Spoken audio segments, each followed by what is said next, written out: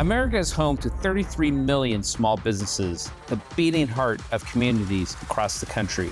And proof that the American dream is still alive. This is a show about those dreamers and doers and the communities they serve. Their real life stories. Their struggles and successes. Their grit, determination, and passion. And the people who fight to keep their American dream alive. I'm Alfredo Ortiz. I'm Elaine Parker. And it's time for another episode of Main Street Matters, America's small business megaphone. Hi, and welcome to another episode of Main Street Matters, America's small business megaphone. I'm Elaine Parker, president of the Job Creators Network Foundation. And I'm Alfredo Ortiz, CEO of Job Creators Network. And you can subscribe to the show at salempodcastnetwork.com or wherever you get your podcasts from. Well, Alfredo, I'm excited because today we are joined not only by a small business owner, but a fellow podcast on the Salem Podcast Network and also Salem Radio.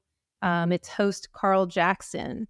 So he's got a lot of perspectives to give us, from a small business owner to ending up as a podcaster and having his own radio show. So excited to talk to him in just a few minutes.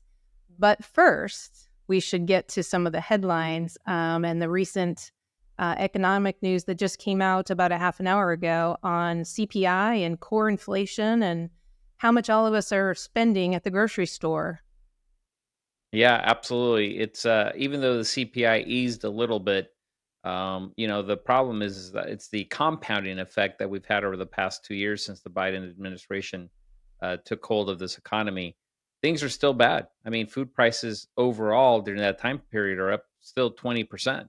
So even though the rate is easing, it's still a bad situation for the average American and the average wallet. So, core did ease up a little bit, but it's almost 2.5 times the target rate of 2%. So again, I'm sure the White House will be crowing about declining inflation, but again, they never talk about the compounding effect. So if you look at prices at the beginning of his administration versus the prices now, that is the issue, and that's what the American public and our small business owners are feeling. Yeah, it's like they keep, every time they get a headline that looks positive on its face, you just peel back one or two layers and you're at where the problem is. I mean, it's like the current in the ocean. It looks calm on top, but beneath there's like riptides happening, right. And that's what's killing our small businesses and everyday ordinary Americans for sure.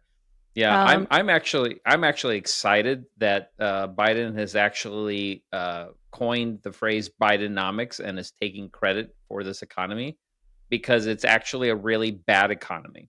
And when we start going into recession early next year and going into election time in November 24, things are going to look awful. So I'm actually really glad that we're going to be able to actually blame him thanks to his own attempt to take credit for the economy. Yeah, I was a little surprised that he took credit for that term, because it's never been used in a positive way. It's been about, supply chain problems and labor shortages and paying people to stay home and the high inflation that's just killing everyone.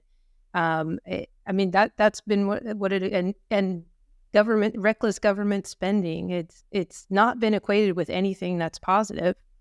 Well, I think he was trying to, or the administration, be a little cute there, because the term really started with Reaganomics, which is, he's always making fun of trickle down and how, trickle down doesn't work for the average American. And I think his term is bottoms up, middle out, or something like that. So it just, the whole thing doesn't make sense. We know what works. Our small business owners know what worked. Under the Trump administration, the economy could have been better. We had 1% inflation. We had 6% GDP growth rates. I mean, it is just amazing what the Biden administration has been able to do in just over 2 years.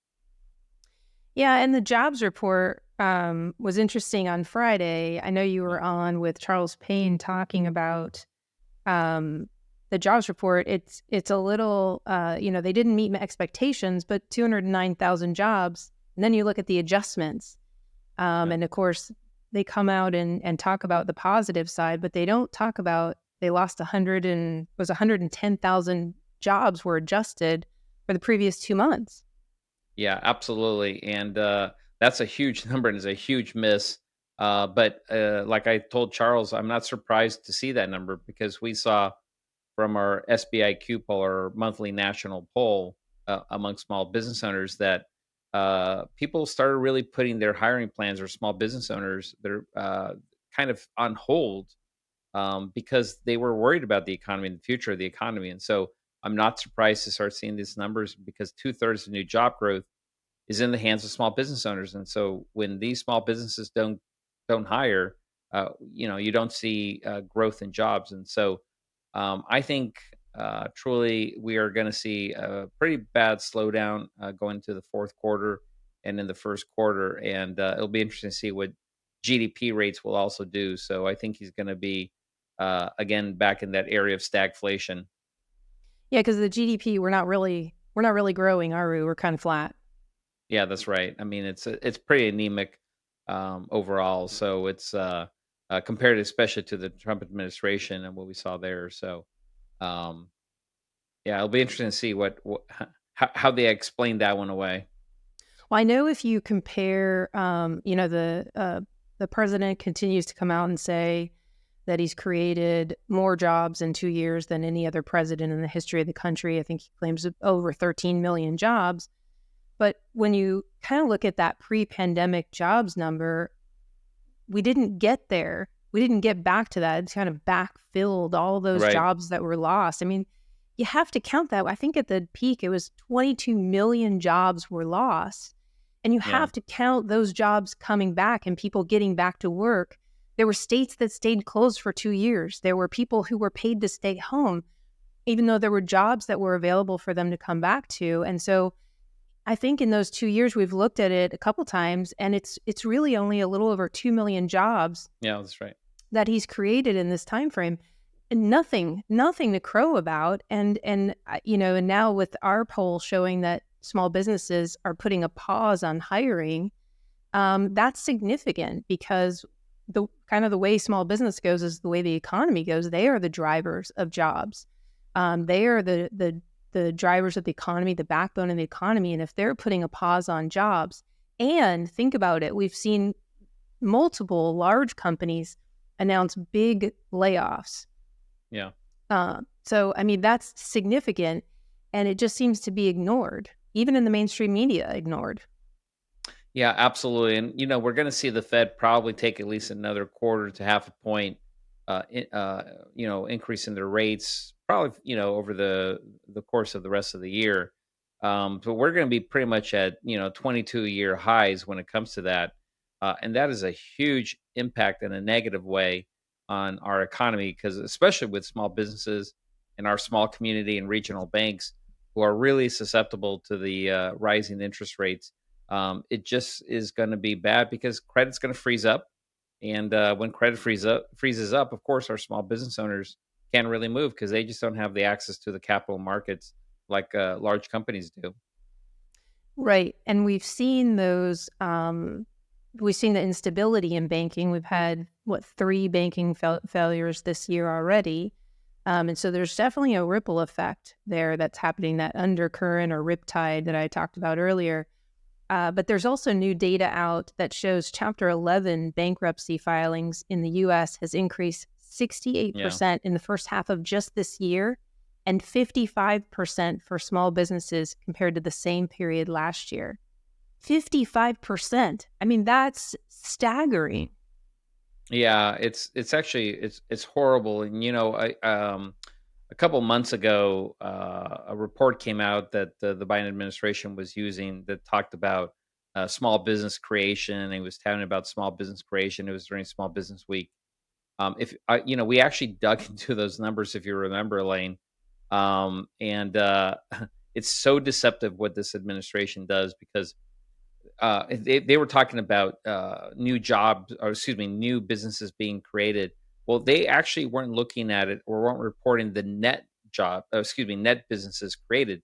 So, for example, if there was a business that closed in New York and moved to Florida, they were counting that as a new business. Do you know how many businesses have moved, closed up, and moved to, let's say, the South, whether it's, Tennessee, Georgia, Florida, out of, New York, Oregon. I mean, but they're counting that as new businesses. And so just so deceptive. Again, it's just this is the, a hallmark feature of the administration, just lying to the American public.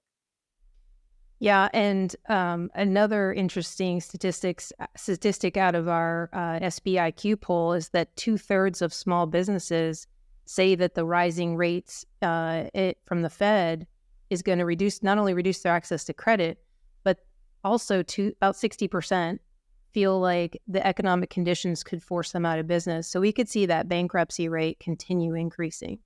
Yeah, yeah, absolutely. I mean, it is just going to get worse. I mean, small businesses can't take prices up anymore. Their customers are very susceptible to that, and so they're pretty much stuck. I mean, inflation is where it is. It's very sticky, and like I said, the compounding effect is what really matters. I mean, I like using the example of weight gain. I think this is something that we all probably understand. I was a nice felt 185, right? And then COVID hit, and unfortunately, it didn't look too good for me and went up. Weight went up, and let's say I gained 40 pounds. Guess what? Even if I lose 10 pounds, right? I'm not going to be crowing about the 10 pounds because I'm still heavy 30 pounds. So the issue is that we have to look at the compounding and where prices were at the beginning of the administration and where prices are today. That is the true impact to the American wallet. Yeah, I like your weight analogy. I think there's a few people out there that can relate to that analogy, especially after COVID. I've got a couple friends that called it I gained the COVID-19, Yeah. as in 19 pounds. Right. Yeah. But now it is time for our interview that I'm very excited about with Salem radio host Carl Jackson. Carl is the host of the Carl Jackson Show podcast on Salem Media Podcast Network, which is the podcast network that carries our show. He was born and raised in Los Angeles, California by his mother and father until the age of 11 when his mother died unexpectedly of a chronic illness. Carl attempted to find his way as the youngest of 6 who were lost without the strength of their matriarch.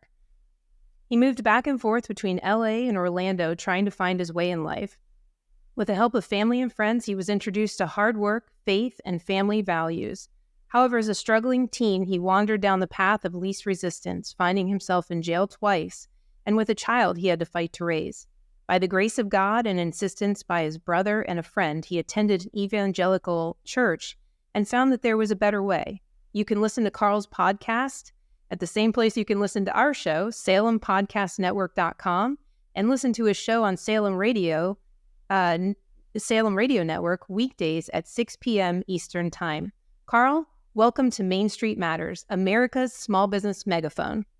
Hey, listen, I'm glad to be on. I love that you guys are doing a podcast for small business owners, blue collar workers. It's very important, so I'm glad to be here. Thank you, Carl. We haven't seen each other since the Salem tour that we did, Arizona, Orlando. So it's been a while. It's good to see you. I was so excited also to know that we were able to get you on the show. We're both a little nervous because you're such a pro, but we appreciate you hanging with us on this one. And you have such a great story, though. I mean, we want all of our listeners to hear about your story. I mean, obviously we're focused on small business. Sure. And so I know you have a small business as well, but can you just walk us through a little bit of your background? Because it's really an amazing background. Yeah. I mean, I grew up in Los Angeles, California. I was born in Compton, raised primarily in Long Beach, Compton areas of California. And, grew up in a traditional family home.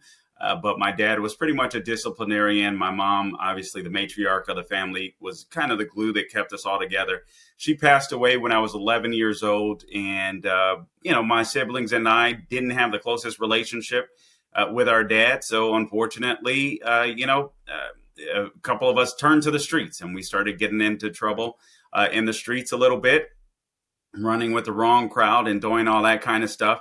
I actually left California, moved to Florida to get out of trouble. then I ended up getting into more trouble when I moved into Florida, getting mixed up with some of the wrong people.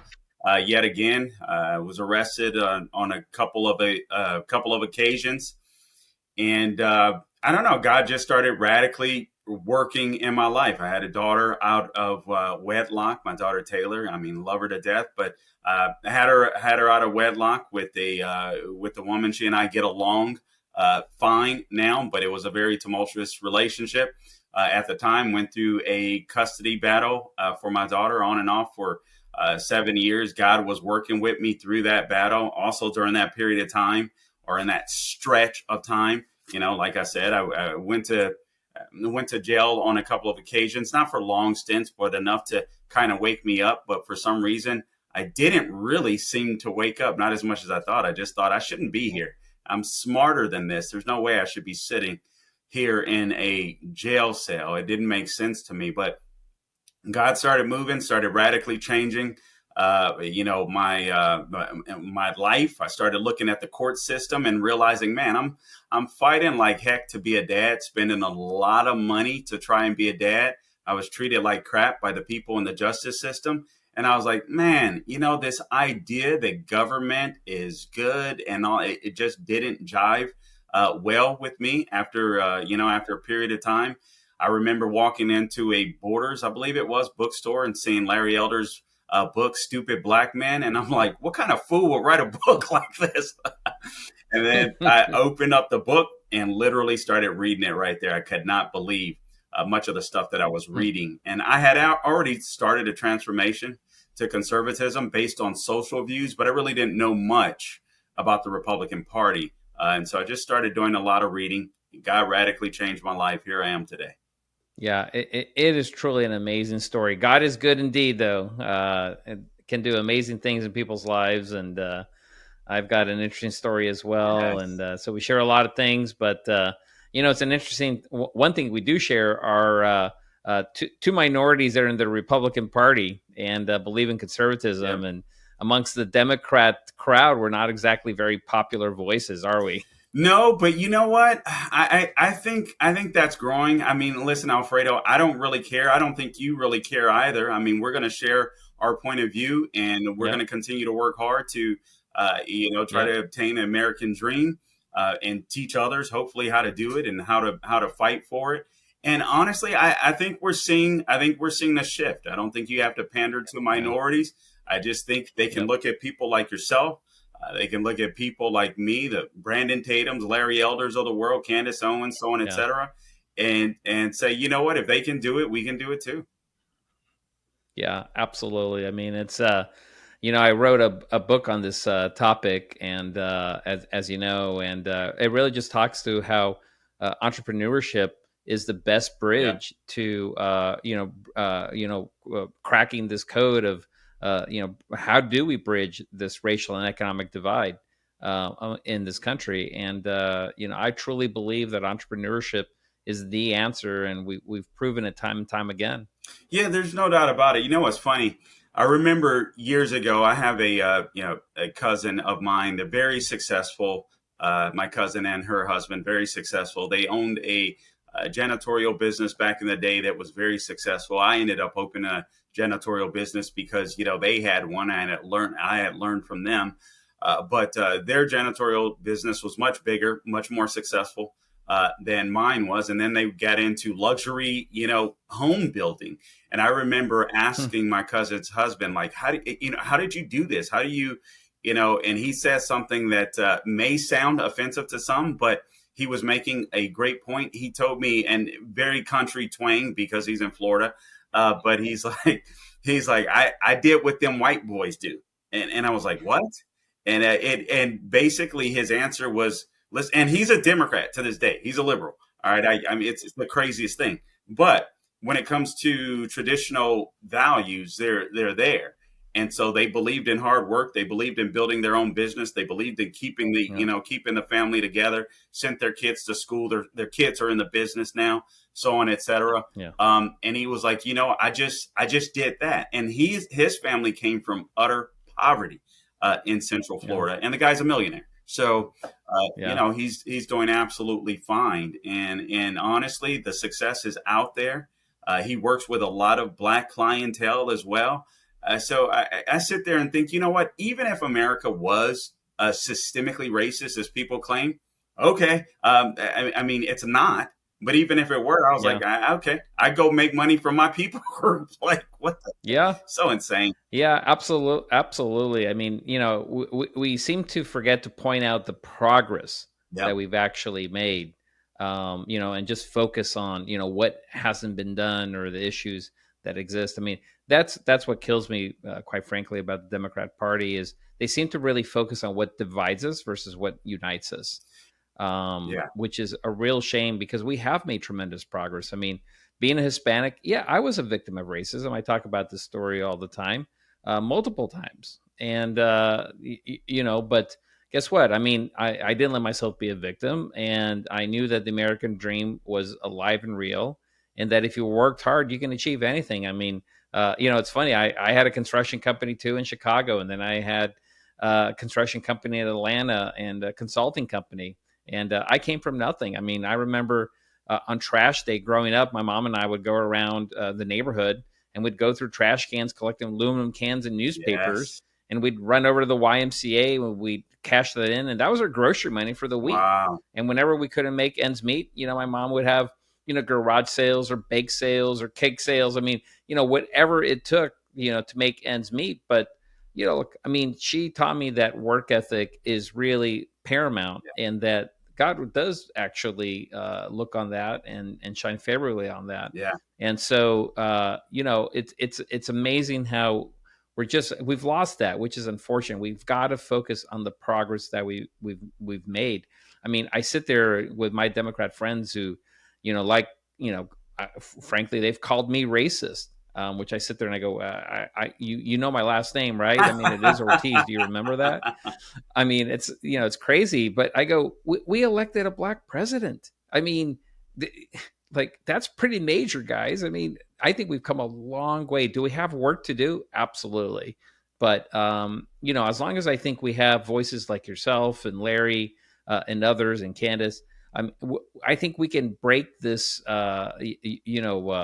style of narrative that exists in this country right now. I totally agree, and I think the clue is to go, or the course is to go on the offense. I mean, honestly, I've had blacks call me racist, all that kind of stuff. It really doesn't fade me. I mean, I sit there and think, well, I obviously know more than you do. I know that you vote for a party that is, if anyone is systemically racist, if any institution is systemically racist in the United States of America, it's the Democrat Party, the party of the KKK, the party that, honestly, even JFK and LBJ that rejected the 1957 Civil Rights Bill and then co-opted it, LBJ did in 1964 for political expediency. So you look at stuff like this and I'm like, man, this party is an absolute joke.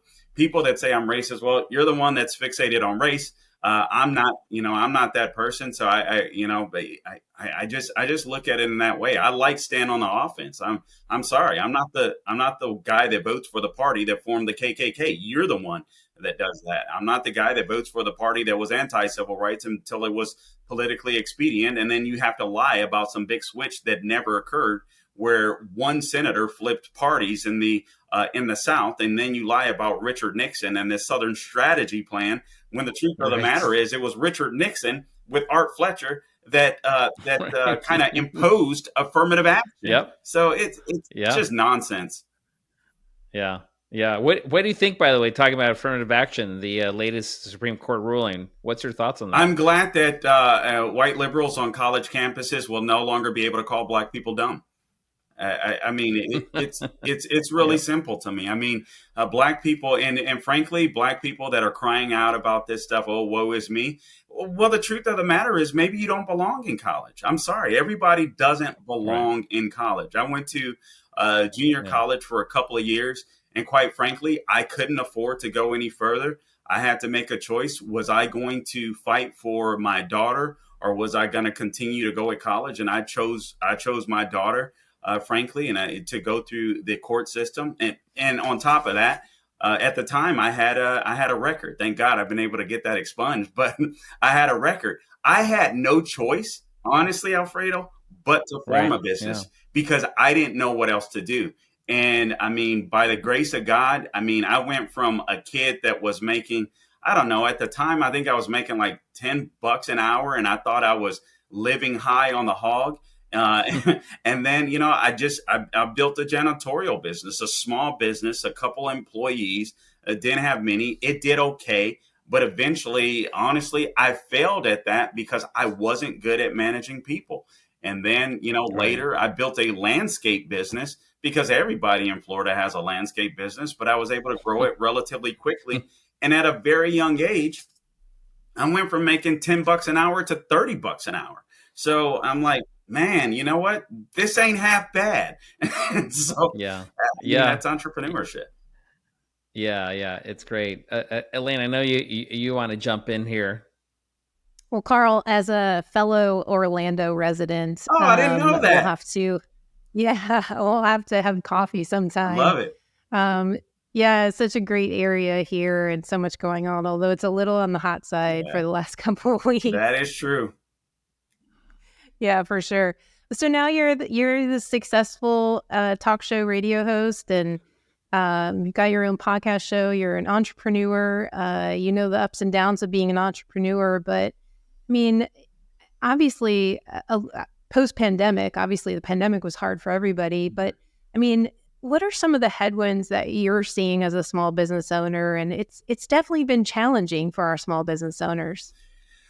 That's a good question. Obviously, the cost of materials, I mean, absolutely skyrocketed in my business. So it's that was and still to this day hits me hard. Frankly, just the cost of doing business compared to what it was just a few years ago. I've struggled with employees big time because people do not want to stick around. They leave quick, Yeah. fast, in a hurry. It's weird. I almost feel like with the lockdowns, there was a sense of entitlement that grew amongst employees because they knew that people were desperate for employees. And so, listen, you're going to pay me as much as you're getting paid, or I'm walking. That kind of attitude. Or Yeah. it just seems to be, and I don't think this is just isolated to the pandemic, but I mean, there's just this generation of like just laziness, like this. There's this sense of entitlement that I see amongst younger people, and frankly, amongst even some older people that exist, that makes it a lot harder to find quality employees, which is always the hardest, and then obviously just the cost of doing business in general. Yeah, I can remember kind of during the pandemic, the tail end of the pandemic, which happened for us in Florida a lot sooner than other places.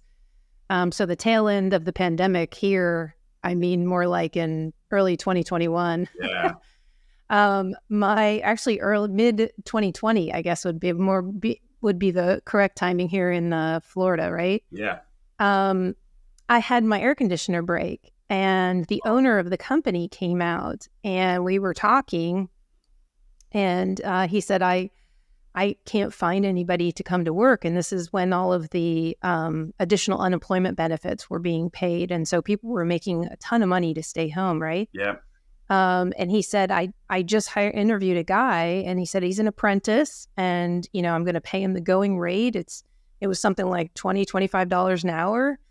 He's an apprentice, so still learning. And it was, July. And the guy said, well, I want the job, but I'm going to wait till September when the unemployment benefits cut off. And he just was that blatant about, so he had a job. He had a job offer to come to work for a great company that's, everybody uses this AC company around here. The owner is wonderful. And he didn't want to come to work because he was making too much money.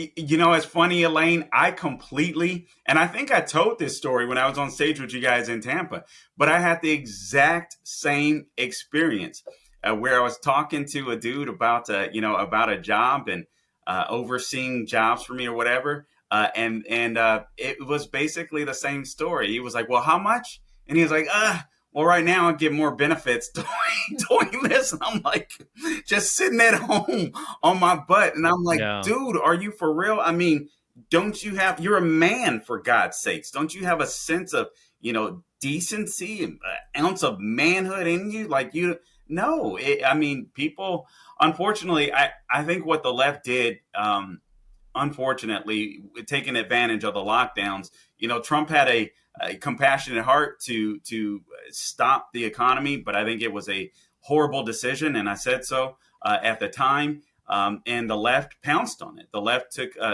advantage of it, and I believe the left's goal is and always has been to destroy the middle class. I mean, that's how the left or the Democrat Party, they're not successful, right? If you're successful, the Democrat Party is unsuccessful. I say this all the time on radio. The Democrats, all they want is this victim mentality. They want you to be angry. They want you to be mad. But they also need a perpetual underclass. If people wake up, Alfredo, Elaine, if people wake up and say, man, you know what? Regardless of, sure, there may be racists in America, but there's no racist stopping you from moving up in America. That's ridiculous. You can always go and build a business if you so choose to, or get a job and just learn to invest and save and be a little more disciplined with your money. I used to be horrible at money. And then I ran into or started listening to another entrepreneur, a guy by the name of Dave Ramsey. And before you knew it, I was like, oh my God, I know how to handle money now. But you I don't know, you learn. And I just think the left's goal has always been to destroy the middle class. And I sit there and say, you know what? I'm not going to let them do it. Not on my watch. Entrepreneurship is real. Success is real. I don't care about the color of your skin. In the United States of America, you have opportunity here. It's really as simple as that. Carl, we actually kicked off a project last year. We included a few of our wonderful Republican governors in this. It was called the Great Opportunity Project. I remember that. GOP for short. Trying to redefine the grand old party to what you just said. It's about opportunity. Equal opportunity for all. Yeah. And that's what our founders promised. That's what we're trying to deliver as a country. And, I think this idea that the left, the Democrats are really just trying to destroy the middle class is true. I mean, entrepreneurship, small businesses are the leading way. I mean, look, you just talked about your story. I mean, if it weren't for entrepreneurship, if it weren't for your ability to probably do a small business, who knows what if we would have been sitting here today. Sure. It really is the way for people to break out, if it's franchises or whatever. But one other thing we just touched on is the American work ethic. We used to be truly the envy of the world when it comes to the American work ethic. I mean, I don't know in 2 years how the left has been completely able to destroy the American work ethic. I mean, again, listen to Elaine's story. I mean, I talked to this one guy at my gym, 6 years old, black gentleman, and he was just shaking his head and going, I don't know what is happening to the youth of today. He goes, they don't know what hard work is. They don't know what a work ethic is. They don't know what it is to show up on time, let alone even showing up. He goes, it's unbelievable. He goes, I've never seen anything in my entire life of living here. And it's just, I mean, it's unbelievable. I honestly don't know, how we actually turn the ship back on the American work ethic. My dad used to say that 70% was just showing up. And that always stuck with me, because that's the most important part, is to show up. That's how you learn. Once you're there, you can learn. You can obviously make money and contribute, and your skills will only improve. But 70% is just showing up. Wow, that's good. That's good. I think I'm going to steal that, Elaine, and pretend like I invented it. That's really Go ahead. No, but that's good stuff. No, you're absolutely right. Oh man, I'm not sure how you flip the American mentality. During the lockdowns, I sat there and literally on radio, I was like, there are too many Americans that have already gotten a taste of the American dream or Americana. Surely the left won't be able to succeed, because I saw exactly what they were doing. Surely they will not be able to succeed at just hollowing out the middle class. There's going to be a lot of young people that are coming up through the ranks that are going to want to work hard and achieve the American dream. And obviously that was already on the decline. Laziness was setting in, but man, that progressed it exponentially. And I was just totally wrong. I was baffled. Honestly, I mean, even the way churches reacted to the lockdowns, some corporations, the way that they reacted to the lockdowns. And then, you think about the advent of social media and all of these people just getting rich, being influencers online. And now you got people sitting at home on their butts collecting a paycheck. And they're like, I'd rather just do that than actually show up for work. So. Yeah, you hear about these stories.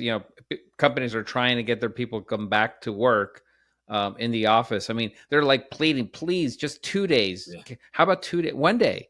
And so like, no. I need my, my dog with me and my cat, and I can't work, anytime before 10 and after 3. I mean, it's just unbelievable to hear these stories. I mean, it's unbelievable. You know what? I'm thinking about it, though. I think with a little bit of tough love, I think America can come back. I think we've seen some success stories, and hopefully they'll remain.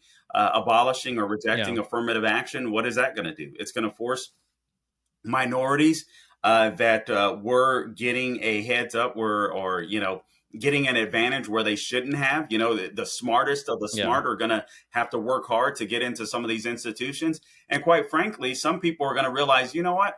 I may not be good at this academically. Why don't I try this? So in that sense, I'm like, okay, that's success. The student loan bailout, that was a ploy from the very beginning from the Biden administration, and they're going to use that puppy all the way to 2024 to bash Republicans upside the head. Oh, yeah. But when people are forced to work and pay down their debt, guess what? They've got to grow up. So I do see that as small successes, and maybe maybe we'll start inching back towards, oh my God, I actually have to go to work. I actually have to work hard. But I think it's tough love that'll eventually get us back there. So. Yeah, no, I agree. I mean, it's I had the opportunity to speak at the Faith Freedom conference a few weeks ago. Cool. And I opened up just kind of with a joke of saying, who here owns a mortgage? Who has a mortgage? Who has auto loans? Who has credit card debt? Guess what? The Biden administration is waiving all those loans. You're forgiven for everything. I mean, it's just unbelievable. I mean, it's just endless amounts of money they feel if they throw to the American public.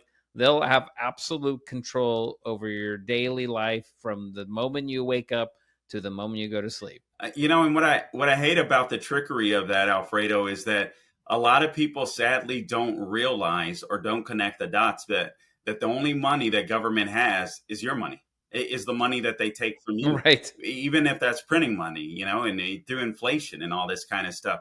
The only money that they have is money that they take from you. And I am always amazed at how many people don't know that. And frankly, even within the Republican, party. So I feel like we always have to explain the whys and never take for granted that people that even agree with us are able to connect the dots on some issues. And it's not to be condescending. It's not to be just a lot of people don't think that way. I think one of the advantages of being a small business owner is you are forced to think about making money, being responsible for other people. You pay taxes more than once, which is so freaking frustrating. So you sit there and you're forced to think about all these issues. I think that's an advantage of being a small business owner as well. You're just forced to think about more issues than other people are on average. But that's a trickaroo by the government. No, nothing is free. You're going to pay for it. The dollar is going to be weaker. You're going to pay for it in taxes. You're going to pay for it as companies raise their prices. You're always going to pay for it. It's just whether or not you're going to allow the government to lie to you so that you continue to pay for it. Yeah, absolutely. Elaine, I know that you love Margaret Thatcher's quote. You use it all the time. What's her quote? Socialism is great until you run out of other people's money. But I like what you just said, Carl, is the government only has your money. It doesn't The reason why the government has money is because it's your money. So I'm going to take that and use that as my own too. All right, yeah, definitely do it. That's the truth. They take it from you. They pickpocket you and then tell you to tell, and then ask you to say thank you. It's insane to me. Well, Carl, we have a couple minutes left, and I want to learn a little bit about more about your podcast show. Tell us about your podcast. Tell us about your radio show and where people can go to listen and hear what you've got to say. All right. So the best thing to do if you're following me online, all things social media at The Carl Jackson Show is basically where you can go to find me. If you want to subscribe to my podcast, you can do so. Wherever you go to get your podcast, just subscribe to your podcast. We're on Rumble. We're on YouTube as well. If you'd like to watch the video, along with the audio, a lot of people prefer that. So they can do that really nice, simple, and easy. And then whenever I'm sitting in for the national host, I just send a message out to let people know that I'm in. I've been in for Officer Tatum for the last few weeks, and I will be for the remainder of this week. So people can check me there. And you know what? I'm not as great at social media. I'm forcing myself to be better at social media, but all things social media at The Carl Jackson Show. And for me, it's simple. I'm just fighting against the left. I'm fighting against the people that are trying to destroy the American dream. I consider myself an average, everyday American. I have calluses on my hands, but I've been able to succeed. I'm not as successful as I want to be. I'm still working, if you will, on my dream. But the cool thing is we live in America, the land of opportunity, and I can keep growing, and I intend to keep growing. And I think that's true for everybody out there. But this is the best country that God has ever given man. And I don't care what color you are. I don't care what class or caste system you start out from. You can make it in America. You just have to be smart. You have to be wise and get around smarter people, even if that means reading a book. It's fascinating. I was making good money, but did not know how to handle it until I started listening to Dave Ramsey. And it's amazing how much wealthier you become when you don't spend all your money. That's a great concept. Well, amen, brother, to that. I have to tell you, this is a fight worth fighting. I think we're fighting for the heart and soul of and spirit of the American dream. Yeah. And we just have to not give up. I agree. I love the work that you guys are doing. So please keep it up with the Job Creators Network. You guys are absolutely amazing. I always love your billboard campaigns. They always make me laugh. Those are the best. So you guys keep it up. I think you guys are doing the Lord's work. I really do believe that. I mean, the Chamber of Commerce is, sadly, I think they're a thing of the past. And I think you guys are the people to follow. So praise God for you guys. Well, thank you, Carl. Absolutely. Well, Carl, thanks so much for joining Main Street Matters, America's small business megaphone. You can subscribe to our show on SalemPodcastNetwork.com. You can also subscribe to the Carl Jackson Show on SalemPodcastNetwork.com. And I hope everyone has a great day. Thanks again, Carl. Thank you, Elaine. Thank you, Alfredo. I appreciate it.